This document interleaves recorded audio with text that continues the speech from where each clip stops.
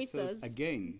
Welcome to episode 2 of Ask the Nabwisos. Ask the Nabwisos. In case you missed our first episode, this is our second episode where you can get to ask us anything, be it about love, relationship, or family, or anything you want to ask us. And that's what we do for a living, and we want to do it with you two guys. Yeah. So we'll just dive straight into our second episode. And in case you haven't subscribed, please go ahead and subscribe to our channel. And if you want to ask any question to us, get into our DMs anywhere, be it on Twitter, Instagram, Facebook, or Messenger, anywhere. Just send us a message and ask us anything. And yes, we'll be here to answer any kind of question on relationships, how to take care of children, how to, whatever it is, we're here for you. So we'll dive into the questions immediately. Yeah, the first question says... okay, that's mine. Mrs. Nabwiso, I love your couple and you inspire me a lot. What keeps your love life... Oh, what keeps your love life young and sweet? Oh, thank you so much. Wow, what keeps me... What keeps my love life young and sweet? I think personally, I kind of don't take on stress at all.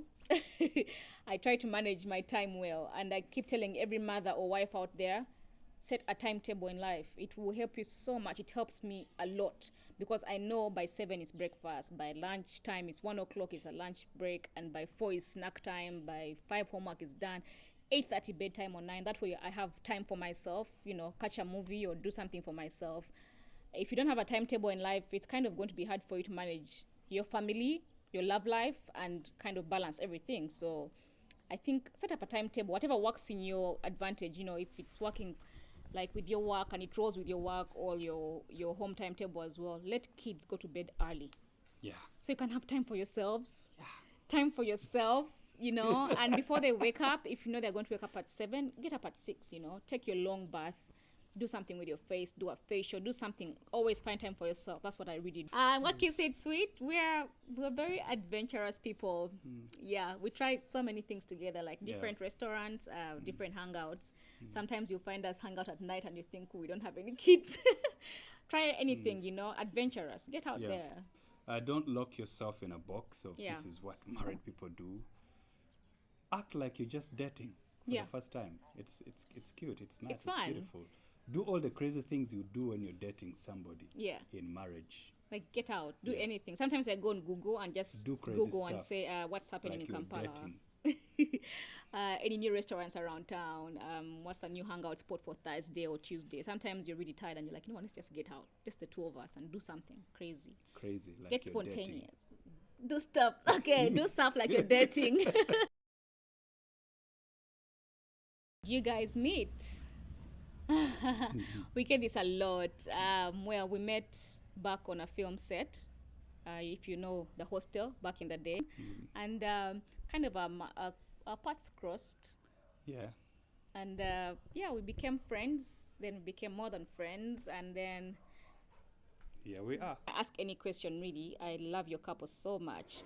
Thank you. You can really see there is love. Thank you. My question is, do you guys have misunderstandings even? We just answered that, and in the previous episode we actually talked about this. We do get misunderstandings, but it's how we handle it and deal with it, because we're in this for the long haul. Forever. Talk about things, say sorry to each other. Sorry means a lot. Say sorry and move on with your relationship. Do you know your husband's password? Of course, I know my husband's password, and he knows my password. She knows mine more than I know hers, though. But because you keep forgetting the numbers in between. But we know each other's passwords because you never know when you need to check for whatever it is from each other's phones. Like, we'll work together, so it's emails and we share pictures. But I don't think it would be nice to be secretive. What do you think? Yeah, I think this can be a challenge to many people, especially maybe guys. But you see, once you have nothing to hide, then there's nothing to hide. But once you act like there is something to hide, then you actually make the other partner more interested in looking for what is there or not there. Yeah. And when people look for things, they actually find things. Yeah. Yeah. Is it really normal for a couple to know each other's phone passwords? Guys, it's really normal. As long as you're not hiding anything from each other, know each other's passwords. I mean, it's nothing wrong with it unless you're hiding something in your phone. It's all right. It's really fine. Yeah. Yep. Okay. How do you manage to homeschool the kids in this period? Feels like I'm failing. Well, I think it's kind of easy. We've always done this. By the time we went into this period, we kids had lots and lots of homework, which I do work with them, and I think it's easy. It's just these are your children, and you're trying to impart education or knowledge in them, so just do it normally. But It's you know easy. what? You know what? You're not alone, because as me, as Eleanor, as a mom, I'm not so good with homeschooling. I'm not so good with homework and, being with my kids for so long and teaching them. Matthew, on the other hand, is so comfortable. He takes even 2-3 hours and they're just studying and the kids love it. For me, when I get to a certain point, I'm losing it and I can't take it. Like, how can't you know 1 + 1? How can't you know 2 + 2? I get 2 oranges and I'm like, you know what? I can't do this. But Matthew's patient, and I think what you need to do is kind of get patient with the children because they are learning, and you need to always do your homework at the same time every day. That way your child's mind is focused to knowing by 8 when I wake up is homework first, and then that day goes on. And I think the other way is to know that you're dealing with a child. So children are not as brilliant as you are, so that should be your first way of getting the patience. Yeah. I've been with my man now for 6 years, and we have an 11-month-old baby. Last month, we got some new lady neighbors, but I really feel insecure because, the girl is hot. The girls are hot. They got booties. So it's always on my mind that he might look out for them. But what confuses me is I trust my man 100%. But these insecurities I have are driving me crazy. What do? I feel small. It's quite sad. And I don't think it's anything complicated because, again, it goes back to trust. Trust your man. Yeah. And by the time you go to a place where you're, renting and having neighbors, you didn't expect to judge who is going to move in next door. You never know who to expect is going to move in. But it goes back to trust and drawing those boundaries. I think you talk about and say, listen, we have new neighbors. We shouldn't kind of get over interactive. Say it in a polite way. I think I'd rather we mind our business as our house and then they mind their business as their house, so that we don't kind of get to cross paths, and because then between the lines is I don't want you to go meet these girls and get chatting with them openly. Yeah, and I think when we talk about trust and insecurities, that's a very, very big thing. You see, if you trust him, just trust him. Yeah. If he's trustworthy, trust him. But when you start bringing up things or insinuating things, even the things that he had not thought about, he might start thinking about them. Well, they are hot, they have booties.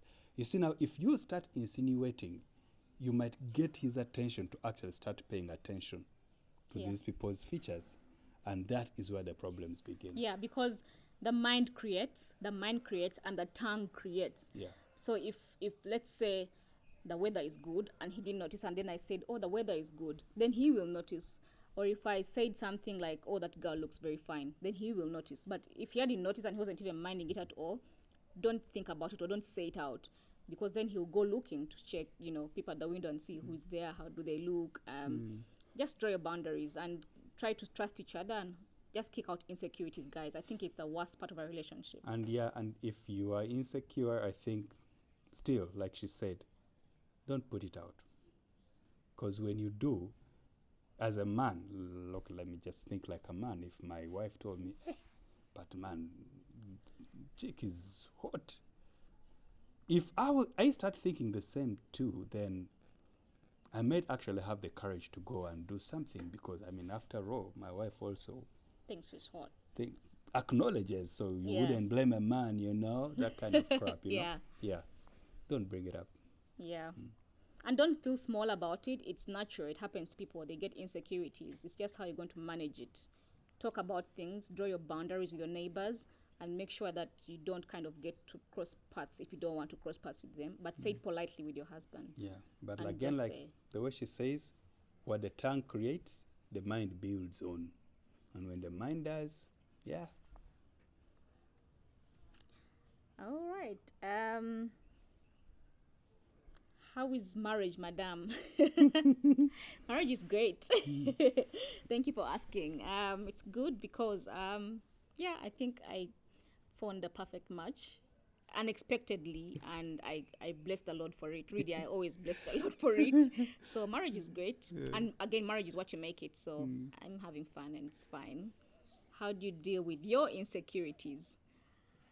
I don't really have insecurities. Again, I never let my mind meander away or my mouth create certain things that might get my husband to think of doing certain wrong things. So I don't know if I'm speaking right or I'm making it scientific. What I'm saying is what creates insecurities is what the mind builds up. So I really kind of avoid spaces that are going to make me have insecurities.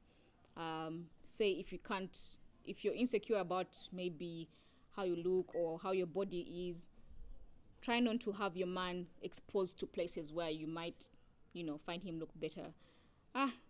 Doesn't make sense. It doesn't make sense. But then don't create things in your mind that will make you feel insecure. If it's your body type and you're not comfortable being fat, work out, lose some weight. If it's your face, you don't like how it looks, or you don't like the acne or something, do a facial. Take care of yourself. It begins with your heart and how you feel and how you love yourself. That's going to fight off insecurities. There are many kinds of insecurities, not just about your husband. Okay. Hello, I'm Adelaide. Hope it's still okay to ask. Oh, yes, it is. As a couple, how do you manage your businesses together without each partner feeling cheated? Well, you want me to take this? So you Yeah, want to take I it? think I'll take it. How we manage our businesses together is that we've designed our business professionally. There are structures, like any other organization. When we go into Nabwiso Films, we've gone to work, and Nabwiso Films is our employer. So an employer has a structure which includes salary structure. So yes, there is a salary structure, and everything is just done professionally like any other business. We don't run it like we are running a home. Yeah, if it is buying groceries at home, she might buy more sugar than I wanted, and that's okay. You can do that in a home. But with a business, priorities take precedence. So we run it professionally like any other professional business. Okay. And how we don't feel cheated? I think it's about, presenting reports. We do reports, and once you know what business you're doing, you need to actually make things clear that this is what we made as the money and this is how we're going to spend it. I think usually how people get cheated is if you don't know what the money did from the other party. Yeah. So if we both know how much we've made for the month, we need to know how we're going to divide this money up. Is it going to be at work to help manage work, manage the house, or manage the kids' education? So if you know how the money is split up, then no one is cheated. Maybe just to make that even clearer, like I said, we have structures. So she earns a salary, I earn a salary. So we use our salary to handle what we do at home. Then the company also does what it does to run company business. We have a person who is fully employed as a finance person who does that on behalf of the company. So there is no need to have opportunities to be cheated here and there. So yeah, it's just run professionally. Okay. How do you draw a line between business and marriage? Again, I'll keep saying this because we kind of know that we are married. That's the first thing that comes to mind. And when we leave the house, in my mind, I know now I'm not just the wife anymore. Even some things we discuss, we're not discussing as husband-wife. We're discussing work. When we leave the house and drive out, it's colleagues. So that's how we draw the line. Okay. He got the perfect show idea. We want answers. Thank you. Hello, Nabwisos. I'm engaged. I graduated with a diploma in PLM, and I'm upgrading, pursuing a degree, PSM. Those abbreviations, I also don't know, but in my second year now, but I really want to have a child with my fiancé. He paid an official visit, Kuchala, waiting for intro, but I can't really wait. I want to have a child, but however, I will disappoint many stakeholders who were there for me. Somehow, advise me, please. And again, thanks for the show, the Nabwisos. Yeah, Ah. very interesting. I'm Mhm. glad that you have somebody that you have great feelings for, and you've actually done the step of Kuchala.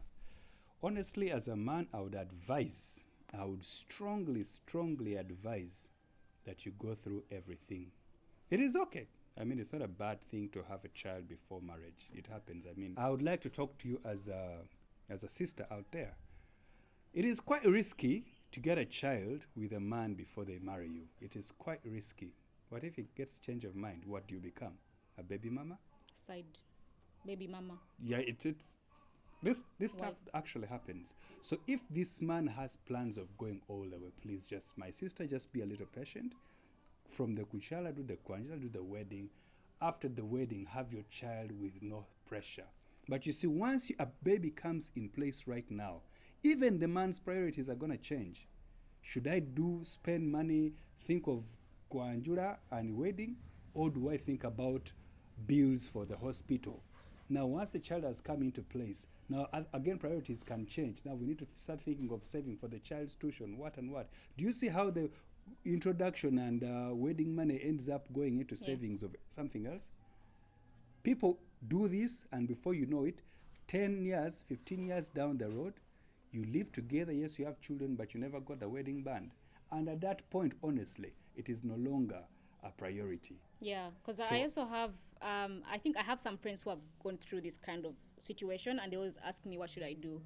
And I think some ladies feel like they are obliged to have a child for a man, show that they love them and show that they want to be in this for the long haul, which I don't think should be the case. So if a man loves you, he'll take you through all these steps. Yeah. Meet your parents, go for the introduction, do the wedding with you. If you can't afford a wedding, do the scientific wedding, do something, show me, put a ring on put it. a ring on it so you Yeah. can know that Make this is it going legal. forward. Yeah. And because that way, as women also, you can kind of have the, you can ask for what should we do together? What can we do for the child? What can we do? But if you're not married, I think a man won't have that time to kind of come and talk to you about the future The goals. Accountability. He's not really Accountability. accountable to you that much. He's not. You're married to a handsome, successful gentleman. Thank you. This is every girl's dream man. How has it been for you? Okay, how has it been for you throughout time? Have you been insecure or fully trust your man? Tell us. No, but I don't really get insecurities because I trust him. Really, I do trust him Yeah, because I he think trusts me. it is important to trust somebody. You see, every time you lose trust, that's when insecurities kick in, and Yeah. that we always know how it ends up. Not well. Yeah, so trust each other, the insecurities will be right at the back of your mind. And I think also we have this good habit of communicating. We talk about a lot and we communicate in time. Like if Matthew's even just stepping out to start the car, he'll say, I'm going to start the car. If he's getting out, I'm going to the supermarket. Like when a woman knows what a man is up to, I would not suspect, unless he lied to me, but I won't suspect. Like you don't get insecurities at all if you have good communication habits between you two and you trust each other. You guys had fun. You have any more questions, any more concerns, any queries about love, relationships, about us, about anything, we're happy to share with you. And please do not forget to subscribe. And if you want to ask anything, just slide into our DMs, be it Facebook, Instagram, or Twitter. Just go in there and ask us any question. We'll go out there, fish them out, and read them out as we answer them for the shows. Thank you for the subscribers. Thank you for watching, and you. see you next episode. Ciao.